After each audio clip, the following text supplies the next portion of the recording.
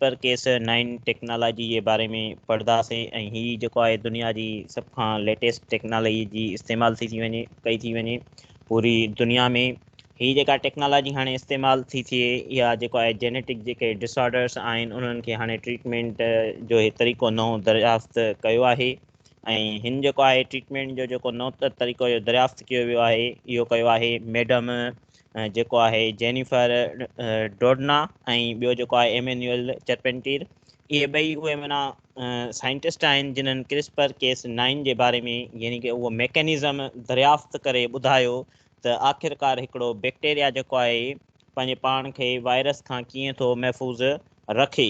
जीअं असां ह्यूमन्स आहियूं असांजे अंदरि जेके आहिनि वाइट ब्लड सेल्स हूंदा आहिनि ईअं ई उहो माना हिननि पहिरियां ख़बर त हुई त पंहिंजे पाण खे जेके आहिनि उहे बैक्टीरिया वायरसिस खां बचाइनि था पिया पर उन मैकेनिज़म खे माना जेको आहे हिननि ॿिन्हिनि ॿुधायो त उहो प्रॉपर नमूने सां उहो जेको आहे उन बैक्टीरिया जे अंदरि थिए कीअं थियो।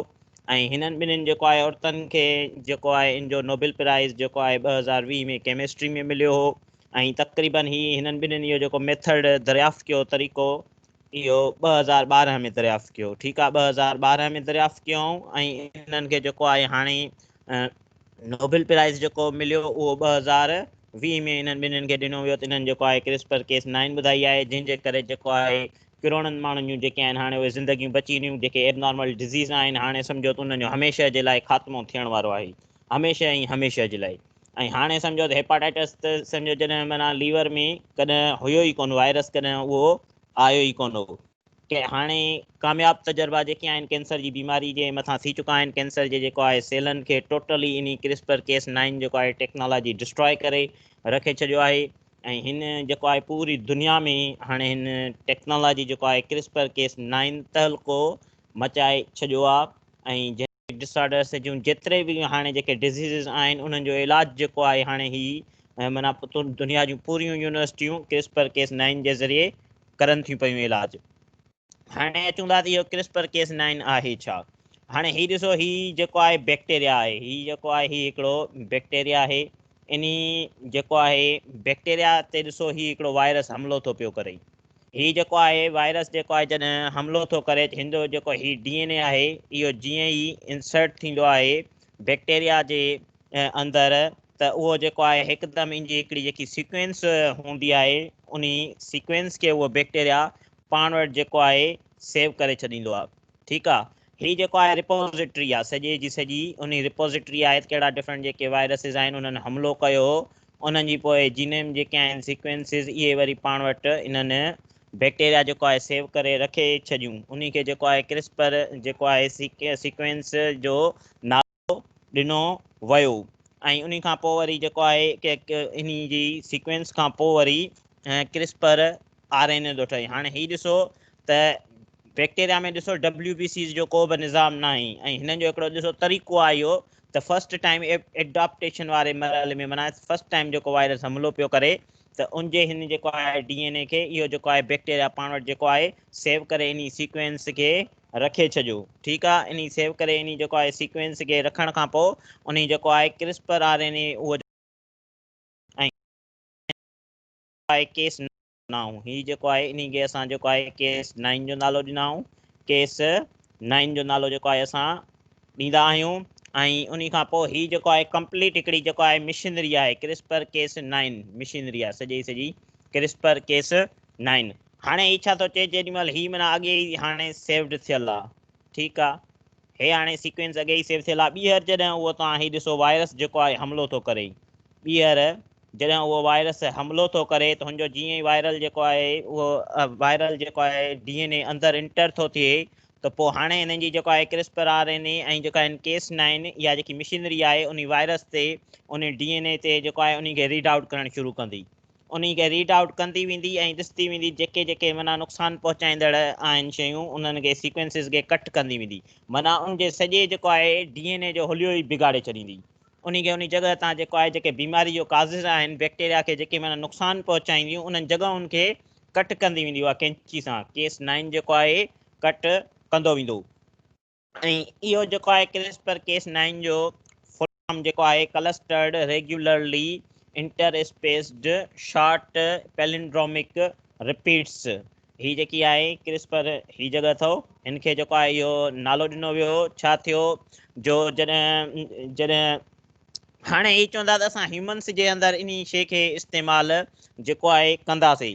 ह्यूमन्स जे अंदरि इस्तेमालु कंदा कीअं से फॉर एग्ज़ाम्पल हिकिड़ो जेको आहे असां हे जेको आहे DNA खणी था छॾूं ऐं DNA जी माना हिन जेको आहे हिन सीक्वेंस में एबनॉर्मलिटी अची वई आहे, ठीकु आहे। फॉर एग्ज़ाम्पल हिते जेको आहे का जेनेटिक जेको आहे डिसऑर्डर आहे हिन सीक्वेंस जे करे, पोइ ही छा था करनि, इन क्रिस्पर केस 9 खे जेको आहे एडिट था करनि, ठीकु आहे। क्रिस्पर केस 9 खे एडिट था करनि ऐं उन्हनि ह्यूमन सेल्स जे अंदरि पोइ छा था करनि, इंसर्ट था करनि। ऐं जॾहिं उन्हनि खे इन मशीनरी खे जेॾी महिल इंसर्ट था करनि त पोइ हू छा थो करे, ह्यूमन जी जेकी इहा एबनॉर्मल जेकी ही DNA जेकी सीक्वेंस आहे हिन सीक्वेंस खे क्रिस्पर केस ते छा थो करे, कट थो करे छॾे। माना ॻाल्हि ई ख़तमु थी वई, तव्हांजे जीन मां जेको आहे हमेशह जे लाइ उन बीमारी जो छा थी वियो, ख़ात्मो आंदो हुयो। हाणे माना उनजो जेको आहे हिकिड़े क़िस्म जो वजूद ई उन बीमारी जो न रहियो, छाकाणि DNA में ई जॾहिं न हूंदी त उहा माना हेरिडिटेरी वधीक रही ई न, ऐं उन सां जेको आहे उहा वधीक जेकी जेनेटिक डिसऑर्डर आहे उहा जेको आहे न थींदी। यानी कि असां सेल DNA में को बि म्यूटेशन थिए, DNA में जेको बि माना म्यूटेशन जेकॾहिं थी वियो त उन म्यूटेशन खे असां जेको आहे क्रिस्पर केस 9 टेक्नोलॉजी जे ज़रिए असां उन खे एडिट करे सघूं था। ऐं हीअ आहे उहो जेको आहे हिकिड़ो मैकेनिक, उन ही सॼी माना मशीनरी आहे ही जेका टारगेट थी करे। ही जेको आहे DNA हे छा जो आहे, वायरस आहे, ठीकु आहे। हिन जेको आहे वायरस जी हाणे माना रीडिंग थियणु शुरू थींदी, हाणे मशीनरी जेको आहे सॼा पंहिंजी कमु करणु शुरू करे छॾींदी। ऐं हीअ जेको आहे तव्हां ॾिसो था पिया, ही वरी जेको आहे ट्रेसर RNA या जंहिंखे असां ट्रेसर RNA या sgRNA असां चवंदा आहियूं, इहा हाणे ॾिसो त DNA ते अची हाणे उनखे रीड आउट थी करे। उनखे रीड आउट करण खां पोइ इहो जेको आहे इन खे हाणे माना कट करण जो जेको आहे कमु शुरू थींदो। ऐं उन खां अलावा कट करण जो तॾहिं जॾहिं इहे गाइडेड RNA ट्रेसर RNA अची इन खे माना ॿुधाए थो, क्रिस्पर जेको आहे RNA क्रिस्पर RNA अची इन खे ॿुधाईंदो त कहिड़ी जॻह खे हाणे माना तव्हांखे कट आउट करिणो आहे। ऐं हीउ जेको आहे पाम हूंदो आहे, हीउ पाम जेको आहे इहो जेको आहे डिफरेंस ॿुधाइणो हूंदो आहे। ऐं इहो हिकिड़े क़िस्म जो त कहिड़ो जेको आहे असांजो पंहिंजो जेको आहे DNA आहे ऐं कहिड़ो जेको आहे उहो परायो DNA आहे। ऐं हीउ जेको आहे वरी केस 9 न्यूक्लियस अथव, हीउ ॾिसो केस 9 न्यूक्लियस अथव। केस 9 जो कमु आहे इन सीक्वेंस खे हाणे कट करणु, ठीकु आहे। जीअं ई ट्रेसर RNA इन ॻाल्हि जी ख़बर ॾेई छॾी त हिन DNA में हे जॻह एबनॉर्मल आहे, हितां खां वठी हेसिते ताईं एबनॉर्मल आहे, रीड आउट करे छॾियईं। त हाणे ही केस 9 छा कंदो, उन जॻहुनि खे हाणे हितां खां ॾिसो हे ॿई कैंचियूं कट करणु शुरू थियूं कनि। हेॾां हे कैंची आहे उहा कट करणु शुरू थी करे, ऐं हेॾां वरी हे जेको आहे कैंची इहो केस 9 जेके आहिनि उहे वरी कट करणु शुरू था करे छॾनि, छाकाणि हीउ जेको आहे एबनॉर्मलिटी जेकी आहे प्लेस आहे। ऐं इहा जेको आहे जेकॾहिं ह्यूमन आहे जेनेटिक डिसऑर्डर्स जे मथां इहा माना जीनोम जी जेका सीक्वेंस इन खे कट करिणो आहे। जेकॾहिं वायरल आहे त माना इहा पैथोजेनिक आहे, इहा नुक़सानु पहुचाईंदी बैक्टीरिया खे, ऐं असां उन जे लाइ बैक्टीरिया छा कंदो, इन खे केस 9 जे ज़रिए कट करे छॾींदो ऐं इहो ॿुधाईंदसि केरु SG ट्रेसर RNA। मैडम डोडना ऐं चरपन जो जेके एम्यूल हुयूं उहे जॾहिं फस्ट टाइम एमान्यूल उन्हनि जॾहिं फस्ट टाइम लैब में तजर्बो पए कयो त हुननि जेको आहे पहिरियों दफ़ो जेको आहे उहो नाकाम हुयूं। हुननि जेको आहे पहिरियां उहे सभु माना रिक्वायरमेंट्स पूरियूं कयूं पर हुननि जेको आहे नाकाम हुयूं। पोइ हिकिड़ो PhD जो शागिर्दु हो, PhD जो शागिर्दु वरी कमु पियो करे क्रिस्पर केस ते। पोइ उन खां वरी पुछूं त असां हिन शइ में नाकाम विया आहियूं, तुंहिंजो माना छा ख़्यालु आहे। पोइ उन चयो त मां जेको आहे इहो ट्रेसर RNA ठाहियो आहे ह्यूमन सेल आहे, ट्रेसर RNA ठाहियो आहे। ट्रेसर RNA बैक्टीरिया में मौजूदु हुयो पर उन जो वरी थोरियूं माना ॿियूं रिक्वायरमेंट्स कुझु माना एडिटिंग करणी ह्यूमन्स जे लाइ, सेल जे लाइ। उन पोइ वरी ॿुधाइनि त मां जेको आहे ट्रेसर RNA ठाहियो आहे, तव्हां इहो वरी उन सां गॾु एड करे मोकिलियो ह्यूमन सेल्स जे अंदरि। पोइ वरी हुननि छा कयो, उहो ट्रेसर RNA जेॾी महिल मोकिलियो पोइ जेको आहे हिकिड़ी कामयाबु जीन एडिटिंग जेको आहे परफॉर्म थी वई। ऐं हिकिड़ी जीअं ॿिली हुई, हाणे हीउ ॾिसो हाणे इन कट थियण खां पोइ माना हे साइट ब्रेक थी वई, साइट स्पेसिफिक जेको आहे dsDNA जेको आहे तव्हांजो जेको आहे उहो ब्रेक थी वियो। ऐं उन खां पोइ जेको आहे ॿी जेको आहे उते जेको आहे सीक्वेंस जेकॾहिं एडिट करणु हुजे या इंसर्ट करणी हुजे बि करे था सघो।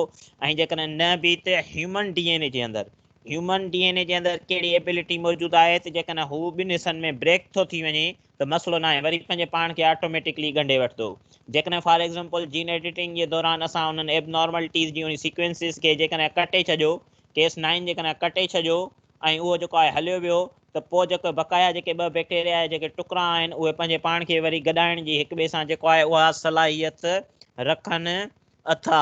ठीकु आहे। ऐं उनखां पोइ साॻियो ई लेक्चर जेको आहे असांजो हिते ई अॼु जो ख़तमु थी वियो। इहो इन जे लाइ त तव्हां वधीक ऐं हा उन खां अलावा हिन जूं हिकिड़ियूं डिफरेंट स्ट्रेटजीज़ माना हूंदियूं आहिनि त सेल्स जे अंदरि असां जेको आहे इन क्रिस्पर केस 9 खे इंसर्ट कीअं कयूं। पोइ उन जे लाइ डिफरेंट स्ट्रेटजीज़ जेके आहिनि उहे अपनाईंदा आहिनि। घणा जेके आहिनि नैनो पार्टिकल्स जे ज़रिए उन खे इंसर्ट कंदा आहिनि। घणा वरी जेको आहे लेंटी वायरस जे ज़रिए क्रिस्पर केस 9 खे जेको आहे उन्हनि खे इंसर्ट कराईंदा आहिनि। घणा जेको आहे वरी हिकिड़ो DNA जो बि नैनो जेके आहिनि DNA या ईंदा आहिनि उन्हनि जे ज़रिए बि घणेई जेको आहे टेक्निक्स इलेक्ट्रोपोरेशन टेक्निक थींदी आहे। इलेक्ट्रोपोरेशन जे ज़रिए बि जेके आहे cell permeability cell membrane permeability उहा वधाई वेंदी आहे ऐं उन खे बि जेको आहे उन जे ज़रिए बि जेको आहे क्रिस्पर केस खे इंसर्ट कराईंदा आहिनि। माइक्रो इंजेक्शन थींदी आहे। माइक्रो इंजेक्शन जे ज़रिए बि जेको आहे इन जे अंदरि इन खे इंसर्ट कराईंदा आहिनि। मतिलबु चवण जो हाणे इहा क्रिस्पर जी जेको आहे टेक्नोलॉजी पूरी दुनिया में जेको आहे लेबुनि में हाणे इहा इस्तेमालु थी थिए जीन एडिटिंग जे लाइ। ऐं जेके दुनिया जूं वर्ल्ड जूं जेके टॉप बीमारियूं हुयूं उन्हनि ते जेके जेनेटिक्स जूं हुयूं हाणे तजुर्बा जेके आहिनि उहे स्टार्ट थी चुका आहिनि। ऐं मए बि जेको चाइना में जेको माना थियो जंहिंमें माना हिकिड़े एम्ब्रियो जे अंदरां जेको आहे उन्हनि छा कयो जिते वायरस जी जे ज़रिए असांजे ह्यूमन जे सेल्स जे अंदरि इंसर्ट थींदो आहे। उन चाइना जे डॉक्टर छा कयो इन टेक्नोलॉजी जे ज़रिए उहो जेको आहे उहा जॻह जेको आहे उहे रिसेप्टर जेके आहिनि उहे कढे छॾिया आहिनि जीन मां। उहे रिसेप्टर जो जेॾी महिल जीन मां जो कढे छॾियनि ॿार जेको वरी थियो उन ॿार में वरी छा थियो जो एड्स जी जेको हुयो वायरस उहो असर ई न पियो करे। छो छाकाणि हिकिड़ो जन रिसेप्टर ई न आहे त उहो असर माना किथां करे।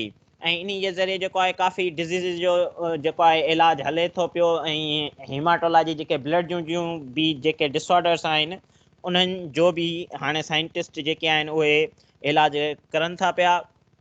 ऐं मूंखे बि उमेदु इहा ई आहे मां लिखी बि हुई पंहिंजी जेको आहे फेसबुक पोस्ट ते त जेको आहे पाकिस्तान जा प्रोफेसर उहे बि जेके आहिनि बाक़ाइदगी सां हिकिड़ी लैब जेको आहे क्रिस्पर केस 9 जेकी आहे उहा पाकिस्तान में डेवलप करनि त जीअं जेको आहे हिते बि जेके जेनेटिक्स डिसऑर्डर्स आहिनि उन्हनि खां जेको आहे असां बची सघूं।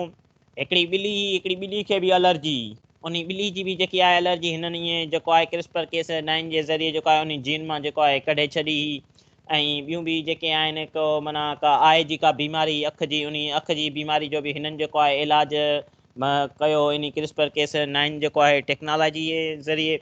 मतिलबु चवण जो त हाणे हीअ चवंदा त इन DNA टारगेट कयो DNA खे टारगेट कयो क्रिस्पर केस 9 जे ज़रिए ऐं उन्हनि जूं जेके म्यूटेशन आहे या जेके एबनॉर्मलिटी जेके प्लेसिस आहिनि उन्हनि खे जेको आहे इन्हनि जे ज़रिए कट करे छॾो। जॾहिं DNMI कट थी वई त माना सम्झो तव्हांजी सॼी उमिरि जे लाइ जान छुटी वई। ऐं कैंसर जी बीमारी जो बि इलाजु जेको आहे इन तरीक़े सां कयो थो वञे। अॼु जे लाइ एतिरो ई काफ़ी आहे।